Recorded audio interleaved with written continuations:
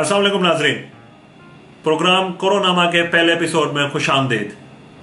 आज पहले एपिसोड के लिए मैं सोच रहा था कि किस अजीम हस्ती को दावत दूं अपने प्रोग्राम को स्टार्ट करने के लिए। तो मेरे ज़हन में आया कि हमारे पास पहले से ही एक बहुत ही जानी मानी शख्सियत मौजूद है, हमारे जनाब डॉक्टर उमर चौधरी साहब, जो कि एक बहुत ही मशहूर दिफाई तज्जिया निगार हैं। और आज अपने प्रोग्राम के इस पहले एपिसोड में हम आपसे डिस्कस करने जा रहे हैं कोरोना वायरस से रिलेटेड सारे नजरियात, जिनमें साजिशी भी हैं और गैर साजिशी भी। और मेरा ख्याल से इस टॉपिक को डिस्कस करने के लिए चौधरी साहब से बेहतर और कोई शख्सियत नहीं हो सकती, क्योंकि चौधरी साहब अपनी तरफ से कोई बात नहीं करते। वो जब भी अपना एनालिसिस देते हैं वो स्टैट्स और नंबर पे बिलीव करते हैं, और उनकी यही बात मुझे बहुत पसंद है। तो बगैर किसी डिले के मैं दावत देता हूं अपने मायानाज मशहूर व मारूफ तज्जिया निगार जनाब डॉक्टर उमर चौधरी साहब।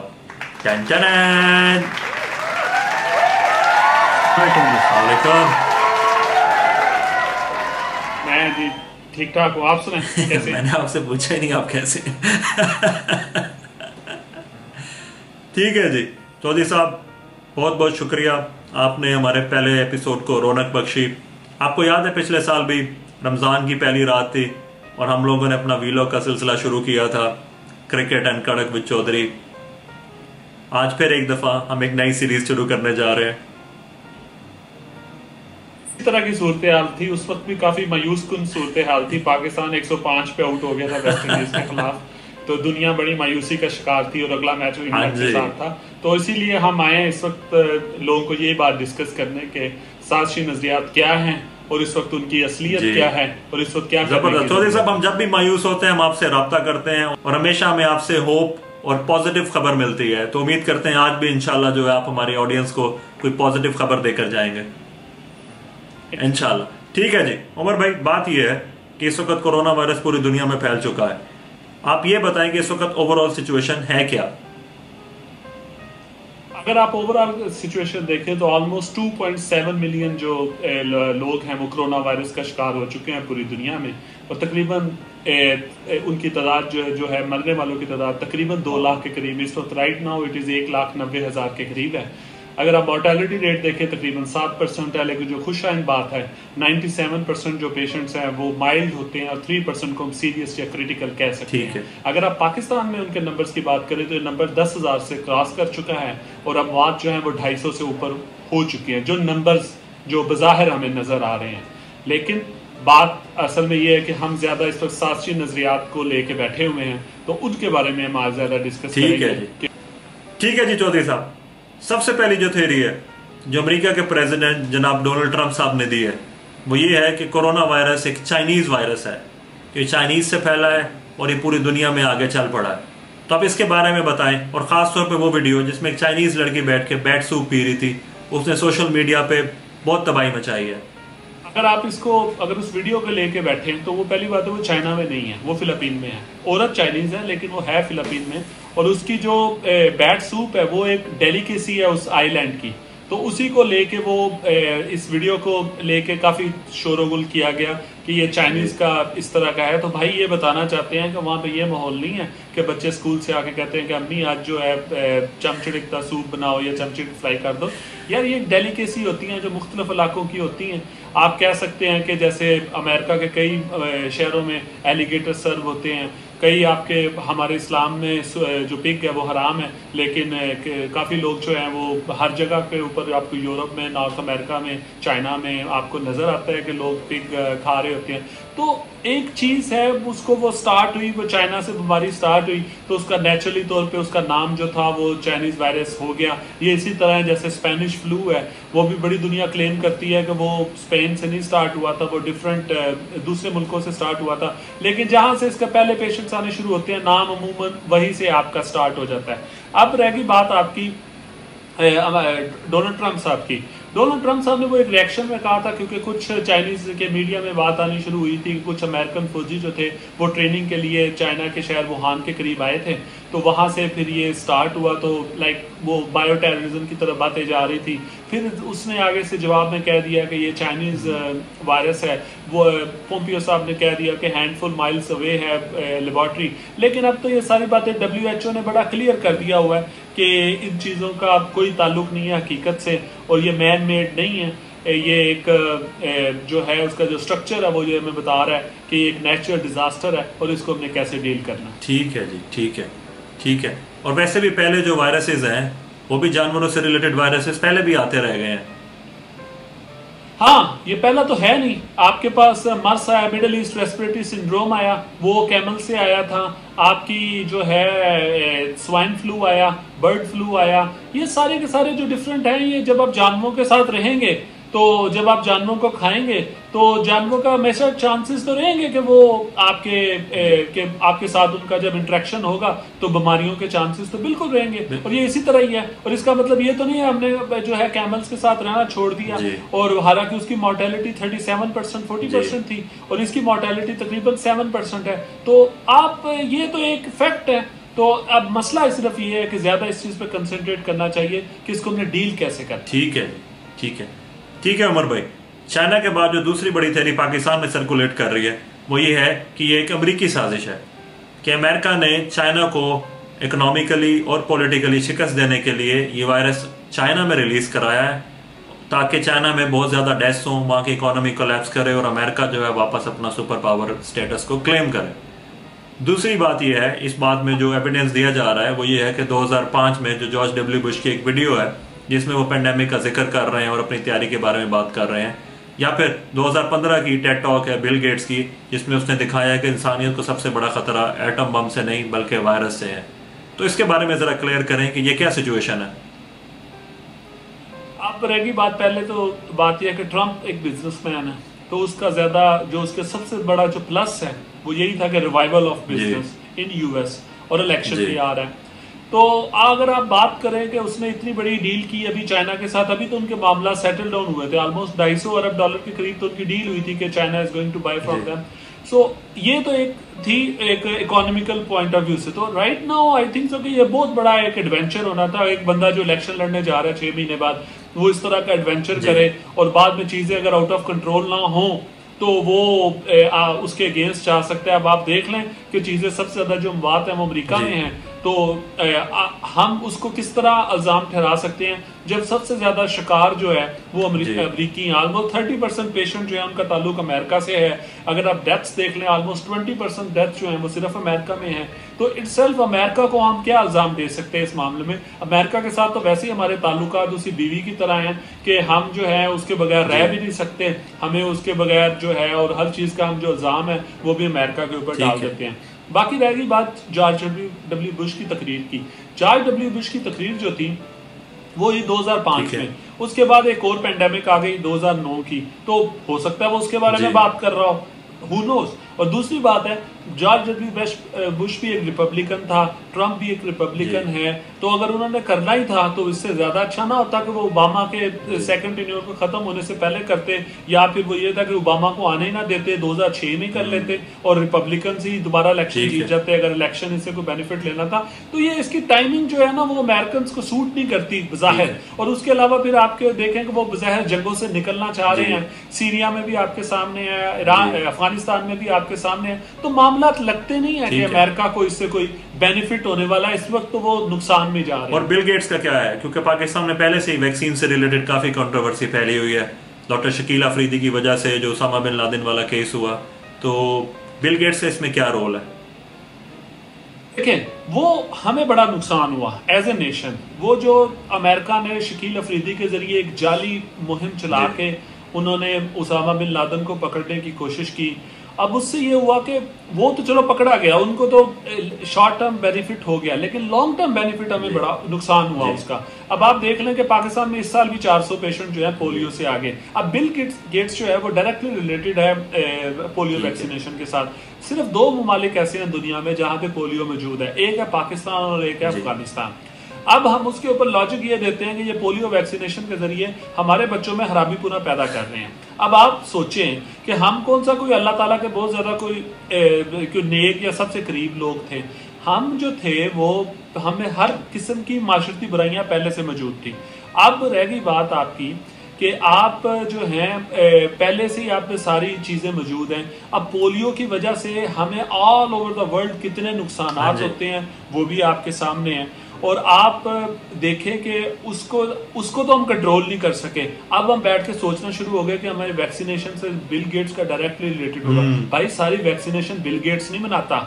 दूसरी बात है उसने कौन सा बना के बैठा हुआ था और उसने फौरन कहा कि ये लो, ये पड़ी है आपके सामने वैक्सीनेशन और वैक्सीन पड़ी है और इसको यूज करना शुरू कर दो। ये तो मुख्तलिफ कंपनियां, मुख्तलिफ लोग जो है वो ट्रायल कर रहे हैं। चाइना भी कर रहा है, यूके भी कर रहा है, अमेरिका भी कर रहा है। वो तो सारी दुनिया जो है उसका ट्रायल करेगी और आखिर में ये जो है डिफरेंट फॉर्म्स में अवेलेबल होगी, क्योंकि वायरस भी एक किस्म का नहीं है, ये डिफरेंट फॉर्म्स का होगा, रीजन टू रीजन वेरी करेगा और डिफरेंट वैक्सीनेशन अवेलेबल होंगी। तो आई डोंट थिंक सो कि इसका वैक्सीनेशन से या बिल गेट से कोई डायरेक्टली इसका कोई ताल्लुक है।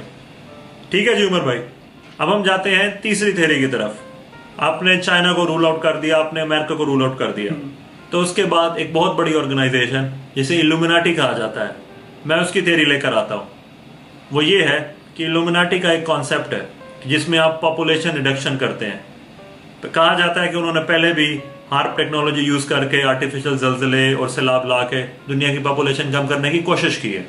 ठीक है, वो ये चाहते हैं कि दुनिया की पॉपुलेशन कम की जाए ताकि उसे बेहतर तरीके से कंट्रोल किया जाए और एक यूनिवर्सल गवर्नमेंट कायम की जाए। तो आप ये बताएं कि क्या कोरोना वायरस का फैलना इल्यूमिनाटी की एक साजिश है? इल्यूमिनाटी जैसे आपने अभी एग्जांपल दे दी कि वो कोई मजहब को फॉलो नहीं करते, उनका एक एजेंडा है और वो ज्यादातर कुछ आपको बज़ाहिर यहूदी नजर आएंगे, कुछ ईसाई नजर आएंगे और उसमें कोई दुनिया के जो रिच तरीन जो हैं वो फैमिलीज इन्वॉल्व हैं। तो आपकी अब आप अगर इस बात को लेके देखें और ये वो चाहते हैं कि दुनिया की जो आबादी है वो कम हो जाए ताकि उसको वो एक अच्छे तरीके से कंट्रोल कर सके, ये उनका मेन मकसद है। अब आप देखें कि स्वाइन फ्लू जो था वो उसको आप कह सकते थे क्योंकि वो एक मिडिल एज जो था लोगों को वो इन्वॉल्व कर रहा था। ये तो सिर्फ ओल्ड एज लोगों को इन्वॉल्व कर रहा है और ये इल्यूमिनाटी की साजिश वाले लोग कहते हैं कि ये हिस्सा है, ये नहीं कि पूरी की पूरी साजिश कोरोना वायरस से रिलेटेड है, ये हिस्सा है। यार आप एक 80 साल का बाबा जो है बेचारा, अगर वो कोरोना वायरस से ना उसकी वफात हुई तो वैसे भी 2-3 साल बाद वो किसी और बीमारी से भी अल्लाह मियां को प्यारे हो जाएंगे। तो उससे कोई फर्क तो पड़ता नहीं है कि अगर ये हिस्सा है तो इसका मतलब है 5-10 साल बाद ही कोई ना कोई एक और उसका हिस्सा आ रहा होगा। तो ये बताएं, ये जो हर 100 साल बाद ये साइकिल रिपीट होता है, इसमें क्या हकीकत है? नहीं भाई, हमारे लोग ही ये सोचते हैं। 100 साल पहले सोचते थे कि पहले स्पेनिश फ्लू आ गया, अब ये कोरोना वायरस आ गया। भाई उस स्पेनिश फ्लू के बाद एशियन फ्लू आया, एड्स की पेंडेमिक आई, उसके बाद स्वाइन फ्लू आया और अब कोरोना वायरस आया। आपके 3 पेंडेमिक्स उसके दौरान में भुगत गई। उस वक्त तो किसी को कोई ख्याल ना आया और अगर कंट्रोल ही करना था तो इतनी बढ़ने क्यों दी? 8 बिलियन तक पहुंच गई आपकी पॉपुलेशन। स्वाइन फ्लू 6.8 बिलियन की पॉपुलेशन के ऊपर आया था। 8 बिलियन के ऊपर 1 बिलियन करना हमारे लिए आसान है कि आप 6 बिलियन से 1 बिलियन करना आसान है? डेफिनेटली जब आपकी पॉपुलेशन कम है उस वक्त आपको ज्यादा इजी है। दूसरी बात, ये जहां पे आया है वहां पे तो पहले ही जो है आपकी आबादी की जो ग्रोथ है वो इतनी ज्यादा नहीं है। आबादी की ग्रोथ तो अफ्रीका और आपके एशिया ममालिक में ज्यादा है। एशियन ममालिक में जैसे पाकिस्तान, इंडिया और बांग्लादेश आप देख लें तो आप वहां पे तो अभी तक ये इसने कोई ज्यादा बात की नहीं है। ठीक है, तो इसलिए लगता नहीं है कि ये इससे रिलेटेड है। और बाकी रहेगी वबाओं की बात, वबाएं जो है वो आती रहती है, एक नेचुरल है। जहां पे जल्जले की अगर कोई लोकेशन पे होगा जैसे जापान है तो वहां पे जल्जले आएंगे। अगर आप नेचुरल डिजास्टर की बात करते हैं तो यूएस देख लें, यूएस में आपको हर दूसरे-तीसरे हफ्ते कोई ना कोई लगता है नेचुरल डिजास्टर आता है। कम से कम 15, 20, 25 लोग जो है उससे शिकार हो जाते हैं, मौत का शिकार हो। इतने बड़े बड़े तूफान आते हैं, दुनिया की सुपर पावर है, वो उसे नहीं पता लगता और वो उनको नई तरीके से वो रोक सकता। तो यार ये एक नेचुरल डिजास्टर है, इसको बस एक तरीके से डील करना है और कैसे करना है वो उसके ऊपर हमें ज्यादा एम्फसाइज करना चाहिए। ठीक है, अगली बात उमर भाई ये है कि एक और थ्योरी है जो कि साजिशी नहीं है, लेकिन ये कि ये उन इलाकों में नहीं फैल रहा जहां पे पहले मलेरिया फैला हुआ है, जिन मुल्कों में पहले बीसीजी वैक्सीन लगती है। तो इसका क्या कोरिलेट है? क्या वाकई ये बात सही है? पहले मलेरिया को डिस्कस करते हैं। तो मलेरिया भाई पहले फैलता था एशिया में, जैसे पाकिस्तान, इंडिया और बांग्लादेश के इलाकों में और अफ्रीका में। ठीक है, वहां पे अभी तक कोरोना वायरस फैला क्यों नहीं है? ये एक लॉजिक देते हैं, भाई फैला इसलिए नहीं, किसी ने टेस्ट ही नहीं किया, हमें मालूम ही नहीं है कि पेशेंट है कितना, उनकी अमवात कैसे हुई। और उसके अलावा टेम्परेचर की भी एक आप बात कह सकते हैं कि थोड़ा बहुत रोल हो सकता है कि अभी तक ये कहाँ पे फैला है, ये ड्राई और ह्यूमिड वेदर में फैला है जहां से 10 से 17 सेंटीग्रेड था। तो जिन जिन इलाकों में, पाकिस्तान में, इंडिया में अभी इतना टेम्परेचर नहीं है, तो मे भी जब इतना टेम्परेचर हो तो मे भी ये पूरी तरह खुल के सामने आए। तो एक तो ये होगी, और दूसरी बात होगी कि WHO ने कह दिया कि अगला 6 महीने बाद जो नया एपिसेंटर होगा वो अफ्रीका होगा, और वहां पे मिलियन से ज्यादा जो है पेशेंट्स होंगे। तो अगर मिलियन से ज्यादा पेशेंट हुए, अगर 20% जो है वो मॉर्टेलिटी रेट हो गया वहां पे, क्योंकि अगर यूके जैसे मुल्कों में 12% है, तो इससे कोई बात नहीं है कि आपको वहां पे अफ्रीकन ममालिक में ये 20% हो मॉर्टेलिटी। इसका मतलब है 20-30 लाख बंदों की मौत हो सकती है वहां पे, इसका ज्यादा दूर नहीं है। तो ये तो एक चीज है जो अभी आपकी मौजूदा स्टैट्स के मुताबिक मैं बता रहा हूं। अब रहेगी बात BCG की। यार ये एक बड़ी थ्योरी मशहूर हुई, BCG जिन्होंने लगवाई हुई है उनको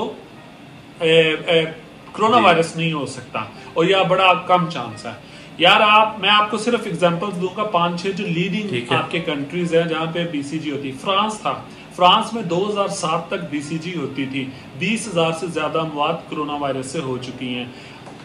आप जर्मनी की बात करें, जर्मनी में 90s तक BCG होता रहा था।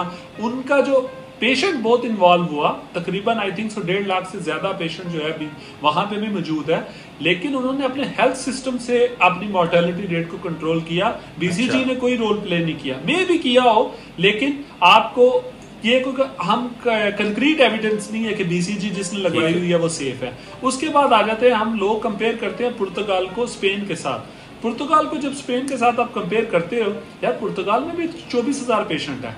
आप पोलैंड में देखते हो 10,000 से ज्यादा पेशेंट है, जहां पे BCG उनकी वैक्सीनेशन का उनके प्रोग्राम का हिस्सा है। यूके को आप देख लो, 2005 तक 10 से 14 साल तक जो बच्चे स्कूल गोइंग होते थे उनमें BCG लाजमी होती थी। अब आप बात करते हैं वहां की, तो इसका मतलब है जो इस वक्त 15 साल पहले 14 साल का था, तो इस वक्त वो 29 साल का है, वहां पे भी यंग पेशेंट भी इन्वॉल्व, तो उन सबको लगी। और दूसरी बात है कि पाकिस्तानियों के लिए जो सबसे अच्छी एग्जांपल है वो है ईरान। ईरान में BCG लगी हुई है, और ईरान में आप देख लो कितनी ज्यादा मॉर्टेलिटी, ऑलमोस्ट 7%, 8% मॉर्टेलिटी है। और ये अभी उनका हेल्थ सिस्टम इतना एडवांस नहीं है कि आप उनके बारे में कह सके कि वो एग्जैक्ट नंबर हमें बता रहा होगा। ये काफी कवर अप स्टोरीज हैं, वहां पे मीडिया इतना आजाद नहीं है, तो इसलिए मैं इसके ऊपर नंबर के ऊपर जो मौजूद है उसी के ऊपर अगर बात करूं तो यार वहां पे भी बहुत ज्यादा बुरे हालात हैं। तो इसलिए इस खुशफहमी में नहीं रहना चाहिए कि हमें BCG लगी हुई है तो हमें कोरोना वायरस नहीं। ठीक है जी। अच्छा उमर भाई, अभी हम लोग हैं 2020 में, दुनिया में, पूरी दुनिया में टेक्नोलॉजी की रेवोल्यूशन आई हुई है। एक और थ्योरी ये है कि कोरोना वायरस जो है ये 5G टेक्नोलॉजी से फैल रहा है, इसके बारे में आप क्या कहेंगे? ये बड़ी एक फनी स्टोरी। अब आप सोचो कि हम तो अभी तक हैं जी और ओजी और लोजी में फंसे हुए हैं, ठीक है। तो आप सोचो कि यूके जैसे ममालिक में जहाँ पे 5G था वहां पे लोगों ने टावर जला दिए। पाकिस्तान में ये थ्योरी इसलिए मशहूर नहीं हुई कि पाकिस्तान में 5G था नहीं, लेकिन अगर हम इस थ्योरी को अगर डिस्कस ही करें तो यार ये सिंपल रेडियो वेव्स हैं, सेम फ्रीक्वेंसी है, 2G 3G 4G भी इसी तरह काम करती है, और जो आपका रेडियो है वो भी इसी तरह ही काम करता है। तो ये पहले से मौजूद था, तो ये तो एक बड़ी फजूल सी थी बात, लेकिन इतनी पॉपुलर हुई, लोग घरों में बैठे हुए हैं, फ्रस्ट्रेटेड हैं, थ्योरी सोचते रहते हैं, और आप नतीजा देख लें कि WHO को क्लेरिफाई करना पड़ा कि 5G का इससे कोई ताल्लुक नहीं है। हाँ जी, ठीक है उमर भाई। जो अगली एक थ्योरी है वो ये है कि जब टेम्परेचर ज्यादा होगा, जैसे ही गर्मी आएगी, तो कोरोना वायरस के पेंडेमिक का जोर कम हो जाएगा, और खासतौर पर जो मुल्क जहाँ पे गर्मी ज्यादा पड़ती है वहां पे ज्यादा मोर्टेलिटी नहीं होगी। तो इसके बारे में अभी तक क्या एविडेंस मौजूद है? क्या यह बात सही है कि कोरोना वायरस गर्मी में नहीं फैलेगा और खत्म हो जाएगा? देखो, टेम्परेचर से रिलेशन तो इसका है, 4 सेंटीग्रेड के ऊपर इसकी हाफ लाइफ जो है 29 डेज है। 20s में जब ये जाता है तो इसकी हाफ लाइफ 2.5 मिनट तक रह जाती है, और उसके बाद अगर ये 56 टेम्परेचर पे जाता है सेंटीग्रेड पे 50 मिनट्स के लिए हो तो इसका वायरल लोड 10,000 टाइम्स कम हो जाता है। तो इट मीन दैट कि ये इतना वहां पे जाके इन्फेक्शन नहीं कर सकता। तो आपके टेम्परेचर से रिलेशन तो है, इसका डेफिनेटली है। लेकिन मैं भी यही शुरू में सोच रहा था कि ऑस्ट्रेलिया में है तो ऑस्ट्रेलिया में अगर इतनी मोर्टेलिटी नहीं है तो पाकिस्तान इससे सरवाइव करेगा, लेकिन जब मैंने ऑस्ट्रेलिया में जो पीक, मैंने जब उसको पूरी तरह थॉरोली स्टडी किया, ऑस्ट्रेलिया में पीक आती है लेट मार्च में, और वहां पे जो पेशेंट उस वक्त टेम्परेचर है 20 to 30, वहां पे ज्यादातर यूरोप में टेम्परेचर था 10 to 17 सेंटीग्रेड, जब यहाँ पे ये यूरोप और अमेरिका में फैला, वहां पे टेम्परेचर था ज्यादा, पेशेंट आपको नजर आया वहां पे, और आपकी मोर्टेलिटी तकरीबन वहां पे पेशेंट जो है 6,500 के करीब था, और 100 के करीब वहां पे मेरा ख्याल है मौत हुई है 80 के करीब, तो बड़ा बेहतर रिजल्ट था। लेकिन जब आप इसको पाकिस्तान के साथ कंपेयर करेंगे तो कुछ फैक्ट्स हैं। पहले बात यह है कि ऑस्ट्रेलिया आपसे 10 गुना बड़ा है और पॉपुलेशन में 10 गुना छोटा है, इट मीन्स कि उनकी स्कैटर्ड पॉपुलेशन है, तो सोशल डिस्टेंसिंग उन्होंने कंट्रोल किया सोशल डिस्टेंसिंग से, टेम्परेचर अकेले से नहीं। टेम्परेचर का रोल होगा, छोटा सा रोल होगा, लेकिन जब उन्होंने 31 मार्च में जब पीक आई, उन्होंने स्कूल बंद किए और उसके बाद उन्होंने इंप्लीमेंट किया सोशल डिस्टेंसिंग जैसे पूरी दुनिया ने किया था, स्टे होम स्टे सेफ, तो उसी तरीके से उन्होंने कंट्रोल किया, और अब now they are thinking to open it, लेकिन they have to be careful क्योंकि उनका विंटर जो है अप्रैल में जून में आ रहा है, तो उसमें उनका टेम्परेचर गिरेगा, जब टेम्परेचर गिरेगा, जब वो 10 to 15 जाएगा तो डेफिनेटली देयर चांस कि वहां पे दोबारा एक सेकंड वेव आ सकती है।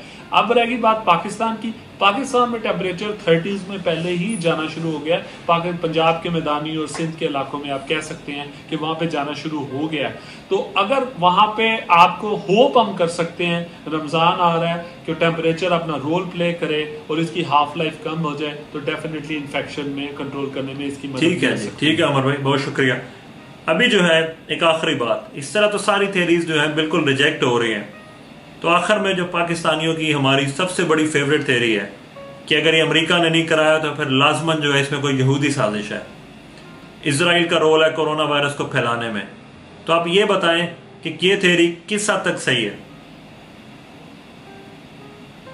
यार अब ये हम हर चीज तो डाल देते हैं यहूदियों पे, यार शायद मसूद साहब का 3-4 दिन पहले कोई प्रोग्राम आया हुआ था, वो कह रहे थे, ऑस्ट्रेलिया टाइम्स में आया हुआ था कि नवंबर में उन्हें पता था कि वायरस आ रहा है, अमेरिका ने पहले ही बता दिया था, नेटो को भी बता दिया था, तो इसमें जो पहले 5 जो इनमें मौत हैं वो तो आपकी जो हैं उसमें नेटो के और अमेरिका के ममालिक हैं। उसके बाद इसराइल की बात करते हो, यार आप इसराइल देखो, 8 मिलियन पॉपुलेशन है, 8 मिलियन पॉपुलेशन के साथ उसकी वहां पे पेशेंट जो है वो तकरीबन आप समझ लो यूए के बराबर का एक मुल्क है वो, ठीक है, पेशेंट जो है वो 15,000 के करीब पहुंच गया, अमवात जो थी वो तकरीबन 180 के करीब है, वहां पे 2% करीब। आप उसके वेदर अगर आप मिडिल ईस्ट में देख लें तो उसका वेदर अगर आप ईरान उससे ऊपर बैठा हुआ है, ठीक है, हम उससे नीचे जो है इजराइल उसके बाद है, उसके बाद सऊदी अरेबिया, हालांकि सऊदी अरेबिया 4 गुना बड़ा मुल्क है इजराइल से, लेकिन पेशेंट वहां पे कम है, और हेल्थ सिस्टम सऊदी अरेबिया का भी अच्छा है और इजराइल का भी अच्छा होगा। उसके बाद आप रहेगी सिर्फ तुर्की जो है उसके पेशेंट ज्यादा है, लेकिन वहां पे तुर्की यूरोप के साथ ज्यादा लगता है, तो उनका वेदर जो है वो यूरोप से मिलता है, तो इसलिए हम इस वक्त उसको कंपेयर नहीं कर रहे। तो यार ईरान के बाद अगर इजराइल बैठा हुआ है तो फिर तो बड़ी पुअर इन्होंने किया। इजराइल को इस वक्त बैठ के सोचना चाहिए था, यार हमारी तो पहले ही आबादी कम थी, है तो मुझे मुसलमानों की साजिश लगती है ज्यादा कि उसके खिलाफ। तो ये इम्पोर्टेंट नहीं है कि आप इस वक्त कौन से यानी कि यहूदियों ने किया या किसने किया, ये पूरी इंसानियत को इस वक्त एक मसला दरपेश है, और उसमें आपके पास सिर्फ एक ही तरीका है, सिर्फ ये कि अपने आप को महफूज रखें, घर तक महफूज रखें, और अपने आप को भी बचाएं और अपने गिरदनवाक में जो लोग, ठीक है उमर भाई, को भी बचाएं। तो इस तरह ये सारी थ्योरीज तो हमने डिस्कस कर लिए हैं। अब आप ये बताएं कि इसका फाइनल जिस्ट क्या है आपके नजदीक, ये वायरस कैसे फैल रहा है, क्यों फैल रहा है, क्या करना चाहिए, हमारा आगे का लाएमल क्या होना चाहिए? देखें, वायरस मौजूद है, ठीक है, आप पूरी दुनिया में मौजूद है, 200 के करीब पहुंच चुका है ये ममालिक में। आप देखें एक थ्रेट मौजूद है, इसको डील कैसे करना। अभी आपने टेड टॉक की बात की, आपने बुश की तकरीरों की बात की, मैं आपको एक होप वाली बात बताता हूं कि इकबाल ने इसके बारे में आपको 100 साल पहले कह दिया था। मेरी बात सुने कि अल्लामा इकबाल ने पहले से ही कोरोना वायरस के बारे में प्रेडिक्ट कर दिया था। अच्छा, ये तो फिर ब्रेकिंग न्यूज है नाजरीन, इस वक्त हम ये ब्रेकिंग न्यूज दे रहे हैं चौधरी साहब की तरफ से कि अल्लामा इकबाल ने कोरोना वायरस के बारे में पहले ही प्रेडिक्शन दी थी और साथ ही उन्होंने उसकी रेमेडी भी बताई थी। जी तो जी साहब, over to you, breaking news reveal करें। उन्होंने कहा था अफराद के हाथों में है अकवाम की तकदीर, हाथों में, अफराद के हाथों में है अकवाम की तकदीर, हर फर्द है मिल्लत के मुकद्दर का सितारा। वाह वाह। तो सिंपल सी चीज है यार, आपने अपने हाथ धोने, अगर आपके पास सैनिटाइजर नहीं है, आपके पास वो साबुन मौजूद है सिंपल, यार उसको आप सिंपल तरीके से आधे मिनट के लिए धोएं। उसके बाद अपने आप को घर तक महदूद रखें, गैर जरूरी तौर पे बाहर ना जाएं। ठीक है, पाकिस्तान एक गरीब मुल्क है, वहां पे लोगों को जाना पड़ता है, दुकानों में भी लोग काम करते हैं, मजदूर हैं जो कि डेली बेसिस के ऊपर काम करते हैं। चलो उनकी तो समझ आती है कि भूख नहीं देखी जाती बच्चों की, लेकिन यार जो पढ़े लिखे हैं, जो घर से काम कर सकते हैं, जिनको कोई ऑफिस की ऑब्लिगेशन नहीं है, यार एटलीस्ट आप तो घर बैठे अपने गिरदनवा के लोगों को भी महफूज रखें। अपने घर में जो आपके बुजुर्ग हैं जिनकी एज 60 साल से ज्यादा है, उनको उनके कमरों तक महदूद रखें। ठीक है, और आप इस दफा अफ्तारियों में ज्यादा ना जाएं, क्योंकि अगर आप इस दफा अफ्तारियों में जाने से बच गए तो हो सकता है कि आप अगली दफा अफ्तारी करने के काबिल हो, तो या फिर ये हो सकता है कि आपका खत्म ना पड़ना पड़ जाए। तो आप जो है इन चीजों से को अवॉइड करें। एक ही तरीका है सोशल डिस्टेंसिंग, जो पूरी दुनिया कर रही है, आप भी करें और इसी में बचाव है। और हम सिर्फ दुआ कर सकते हैं कि रमजान आ रहा है, इसमें दुआएं करें, और गर्म मौसम आ रहा है तो गर्म मौसम में होगी। लेकिन एक बात, नवंबर, दिसंबर और जनवरी में जब आपके फ्लू का सीजन आएगा तो उस वक्त इसकी सेकंड वेव जो आएगी वो ज्यादा खतरनाक होगी जो कि मौजूदा हालात हैं। और जिस तरीके से आपकी जो डिस्ट्रिक्ट गवर्नमेंट जो है वो इसको डील कर रही हैं कि वो पेशेंट्स को छुपाने की कोशिश कर रही हैं कि ज्यादा से ज्यादा नंबर ना नजर आए, ये तरीका गलत है। टेस्टिंग बड़ी इंपॉर्टेंट है। एक बहुत बड़ी एग्जांपल आपके सामने साउथ कोरिया की है, उनकी हुकूमत ने अच्छे तरीके से डील किया और आप देख लें कि वो इलेक्शन भी जीत गए। आपने इसको सिर्फ ज्यादा से ज्यादा टेस्टिंग करके आइडेंटिफाई करके पेशेंट्स को ट्रीट करें, यही हमारे पास एक वाहिद हल है, और कोई हल नहीं। बिल्कुल ठीक है उमर भाई, बहुत बहुत शुक्रिया आपका। आप हमारे पहले एपिसोड में आए, आपने इस प्रोग्राम को रौनक बख्शी। इंशाल्लाह हम आपको दोबारा भी तकलीफ देंगे और किसी अच्छे से टॉपिक पे एक और डिस्कशन भी रखेंगे। अपना ख्याल रखें, स्टे होम, स्टे सेफ, अल्लाह हाफिज।